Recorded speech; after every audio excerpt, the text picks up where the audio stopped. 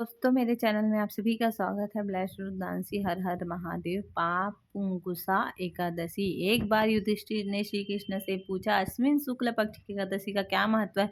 इस अवसर पर किसकी पूजा होती है एवं इस व्रत का क्या लाभ है? युधिष्ठिर की मधुर वाणी को सुनकर गुणातीत श्री कृष्ण भगवान बोले, अश्विन शुक्ल एकादशी पाप अंकुश के नाम से जानी जाती है। नाम से स्पष्ट है कि यह पाप का निरोध करती है, अर्थात उनसे रक्षा करती है। इस एकादशी के व्रत से मनुष्य को अर्थ, मोक्ष और काम इन तीनों की प्राप्ति होती है। जो व्यक्ति यह व्रत करता है उनके सारे संचित पाप नष्ट हो जाते हैं। इस दिन व्रती को सुबह स्नान करके विष्णु भगवान का ध्यान करना चाहिए।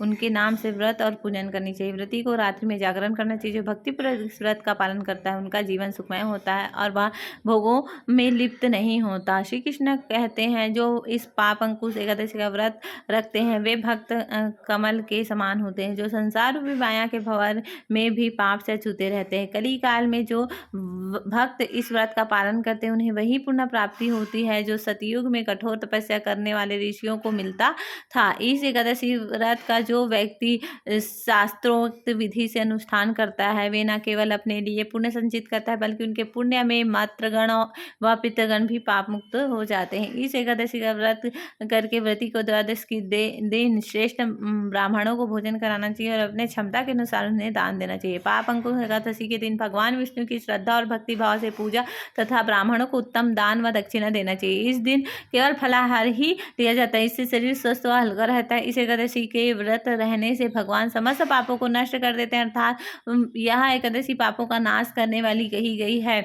जनहितकारी निर्माण कार्य प्रारंभ करने के लिए यह एक उत्तम मुहूर्त है। इस दिन व्रत करने वाले को भूमि, गौ, जल, अन्न, छत्र, अपनाह आदि का दान करना चाहिए। प्राचीन काल में विंध्य पर्वत पर क्रोधन नाम का एक महाक्रूर बहरिया रहता था। उसने अपनी सारी जिंदगी हिंसा, लूटपाट, मद्यपान तथा मिथ्या भाषण आदि में व्यतीत कर दी। जब जीवन का अंतिम समय आया तब यमराज ने अपने दूतों से कहा कि वे क्रोधन को ले आए।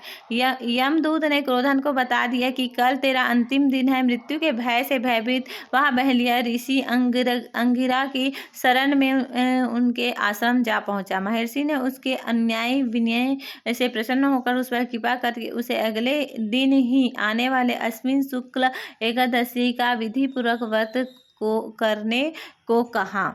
इस प्रकार वह महापात की वैध पाप अंकुश एकादशी का पूजन व्रत कर भगवान की कृपा से विष्णु लोक को गया। उधर यमदूत इस चमत्कार को देखकर हाथ मलते रह गए और बिना क्रोधन के यम लोग वापस लौट गए।